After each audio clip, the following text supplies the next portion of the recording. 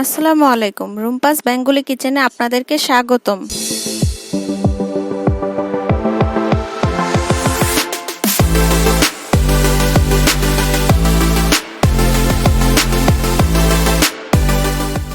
আজ আপনাদের সাথে শেয়ার করতে যাচ্ছি মাত্র 4 রকমের গরম মশলা ব্যবহার করে কিভাবে সুস্বাদু তেহারি রান্না করা যায়।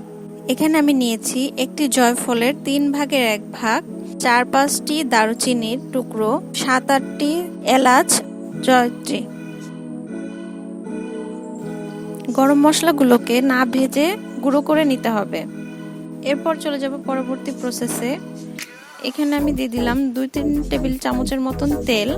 এতে দিয়ে দিলাম কেটে রাখা আলু। আলুগুলোকে লাল লাল করে ভেজে নিব। ভাজা হয়ে গিয়েছে, একটি পাত্রে তুলে এক সাইডে রেখে দেব। এ পর্যায়ে একটি কড়াইতে আমি ভেজে রাখা আলুর তেলগুলো দিয়ে দিচ্ছি, আর দিয়ে দিলাম 1 টেবিল চামচের মতন সরিষার তেল। পেঁয়াজ কুচি দিয়ে ভালোভাবে ভেজে নিব। পেঁয়াজগুলো যখন লাল লাল হয়ে আসবে, এ পর্যায়ে দিয়ে দিচ্ছি 1.5 টেবিল চামচের মতন আদা রসুন বাটা। আদা রসুন বাটাগুলো যখন ভাজা ভাজা হয়ে আসবে, এখন দিয়ে দিব গরম মশলা গুঁড়োগুলো, দিয়ে ভালোভাবে কষিয়ে নিব। কষানো হয়ে আসলে এই পর্যায়ে আমি দিয়ে দিব 1.5 টেবিল চামচের মতন টক দই। টক দইটাকে ভালোভাবে ফাটিয়ে দিতে হবে, নয়তো দানা দানা থেকে যাবে। দিয়ে দিলাম কেটে রাখা 4-5টি কাঁচামরিচ। পরিমাণ মতন লবণ।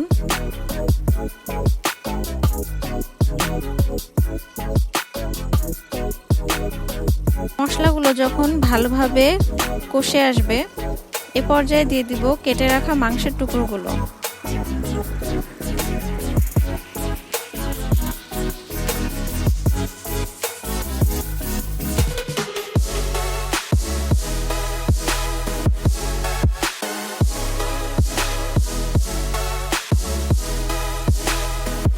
কষানো হয়ে আসলে ভেজে রাখা আলুগুলো দিয়ে দিব, দিয়ে আবার নাড়াচাড়া করে কষিয়ে নিব।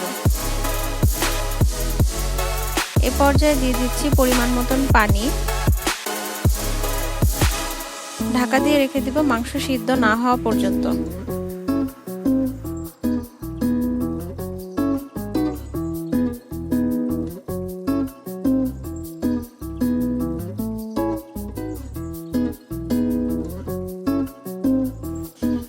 মাংস সিদ্ধ হয়ে আসছে, দেখুন মশলার থেকে তেলগুলো ছেড়ে ছেড়ে আসছে। এরপর চলে যাব আমরা তৃতীয় ধাপে।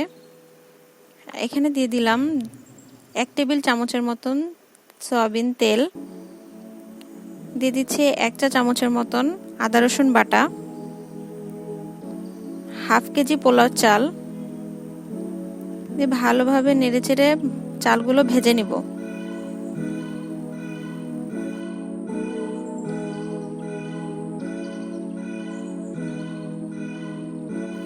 চালগুলো যখন ভাজা ভাজা হয়ে আসবে, তখন দিয়ে দিব মাংস থেকে উঠে আসা তেল থেকে 1 চা চামচ তেল এখানে দিয়ে দিব, আর দিয়ে দিব 1 টেবিল চামচের মতন সরিষার তেল, 4-5টি কাঁচামরিচ, আর কয়েকটি কিশমিশ দিয়ে ভালোভাবে ভেজে নিব। ভাজা ভাজা হয়ে আসলে এ পর্যায়ে পরিমাণ মতন পানি দিয়ে দিব। এখানে আমি 3 মগ পানি দিয়েছি, আর 1/2 কাপ গরুর দুধ দিয়েছি। দিয়ে হাফ সিদ্ধ না হওয়া পর্যন্ত অপেক্ষা করব।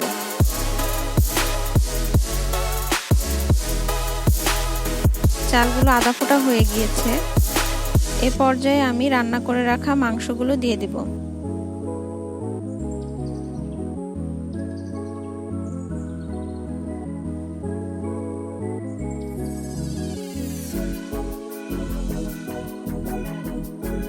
সবশেষে দিয়ে দিলাম পেঁয়াজ বেরেস্তা, দিয়ে নাড়াচাড়া করে দমে রেখে দেব 30 মিনিটের মতন।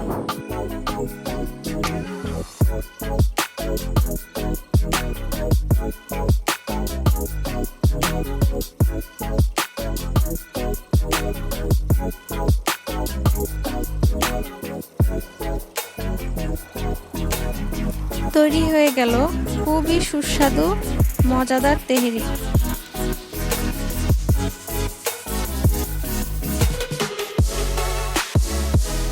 ধন্যবাদ সবাইকে সাথে থাকার জন্য।